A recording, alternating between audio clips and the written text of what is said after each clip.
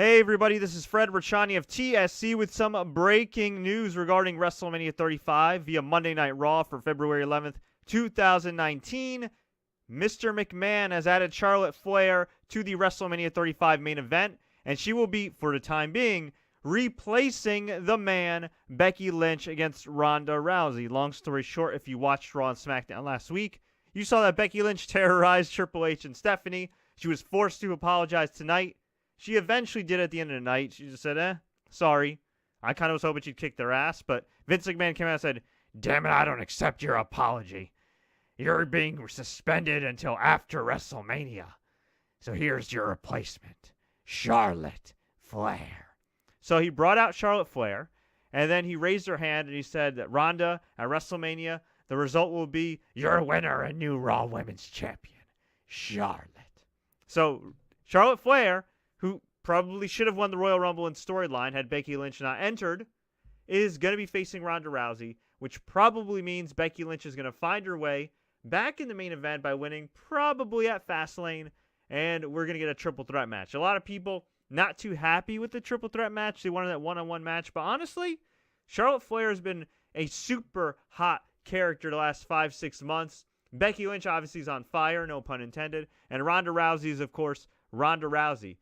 It makes storyline sense for them to be in the ring. It makes wrestling sense from a match quality standpoint for them to all be in the ring at the same time. So, as far as I'm concerned, I don't mind this too much. Initially, I did. A couple months ago, I did. But right now, hey, I'm fine with it. In other news, we had the Revival finally beat Chad Gable and Bobby Roode in the de facto main event of Raw to win the Raw Tag Team titles. They had one hell of a matchup, and I got to give both of these teams props.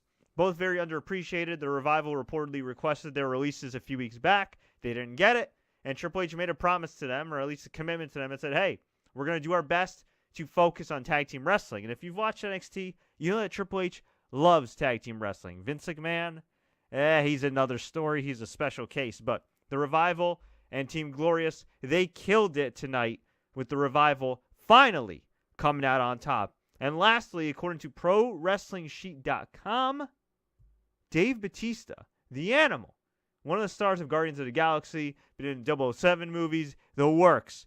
He is negotiating with both WWE and AEW. In other words, he's playing his hand. He's a free agent. He could be back in time for WrestleMania season if Triple H happens to be healthy from that torn pec he suffered at Crown Jewel. Then they could do the Batista Triple H dream match and finally, maybe just finally, give Triple H his elusive win over Dave Batista. Or Batista could just beat him. Or you could do Batista versus, I don't know, Randy Orton. Maybe you want to do something a little bit unique with him, put him against the Daniel Bryan or Rey Mysterio, maybe even AJ Styles, something wacky. Or Big Dave could say, you know what? AEW's offering me a lot of money. There's a lot of fresh matchups. And this is something new and cool. We'll see what happens. But if you're AEW, of course you're talking to Dave Batista. If you're Dave Batista, of course you're talking to AEW. Why wouldn't you? There was a report from Fightful about Randy Orton, talking with AEW, or at least being open to talking to AEW. He legally can't talk to them right now. Of course, if you're a free agent, you should talk to everybody. Why not? Why freaking not? Might as well get the most money and the best schedule when you possibly can. And right now, Batista's in the driver's seat. Down the road, Randy Orton will be in the driver's seat. Chris Jericho's in the driver's seat. And according to him, he got the best freaking contract of his career.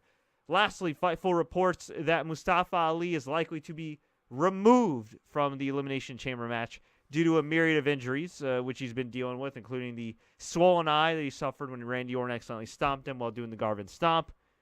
Very gutted for Ali. This was going to be a great showcase for him, but we're about 2 months away from WrestleMania, a little less than 2 months away. And if this means he'll be healthy for WrestleMania and to have a WrestleMania moment like he's deserved, like he earned, well, you know what? I'm fine with that. Long term, it's about your health, and it's about that WrestleMania payday and moment, right? So we'll see what happens, and I wish him the very best. But, folks, I want to hear from you. What do you think about the WrestleMania 35 main event change? What do you think about the state of Raw and SmackDown? What do you think about Batista, Randy Orton, the Usos maybe talking to AEW or interested in AEW.